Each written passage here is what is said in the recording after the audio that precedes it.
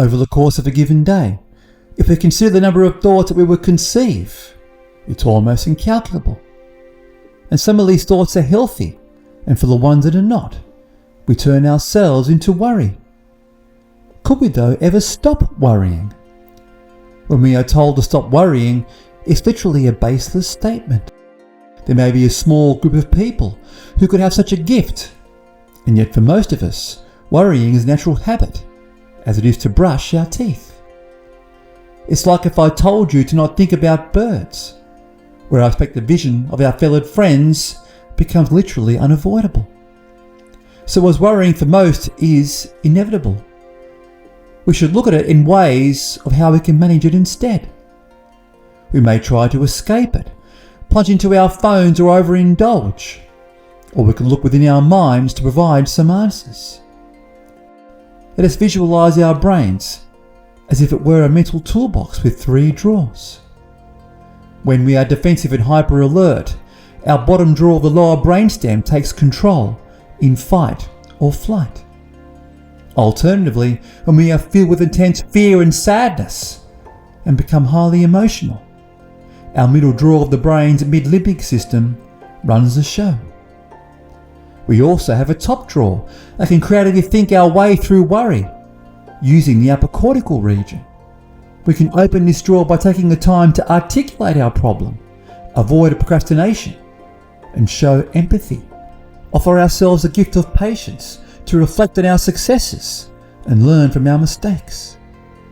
As we are social creatures, our top cortical drawer is often used when we need to talk through our problems. This also includes a process of healthy self-talk, thinking through our problems being guided by our values and principles. Often, when we use our lower and mid-mental drawers, we tend to narrow down on single occurrences. By accessing our upper cortical drawer, we can broaden our perspectives, open our repertoire and thought, which builds our resilience. So when we consider our mind as if it were a mental toolbox, we can see different ways to how we can react with worry. We no doubt need to use all of our drawers to survive, but when our lower and middle compartments become overfull, it can take away our mental capacity to think creatively. Whereby using our top cortical drawer, we can notice all of our reactions, understand what we can't and can control. We become better motivated, mentally integrated to allow our emotions, but not be constrained by them. And most importantly, believe we have control over our reactions, to recognize the signs and readapt ourselves. We can choose to express and connect effectively with others, keeping our feet firm towards the ground. Avoid being stuck in our lines of thought. As when we decide to use all of our tools within our brain, we can increase our tolerance towards adversity, to use our minds effectively.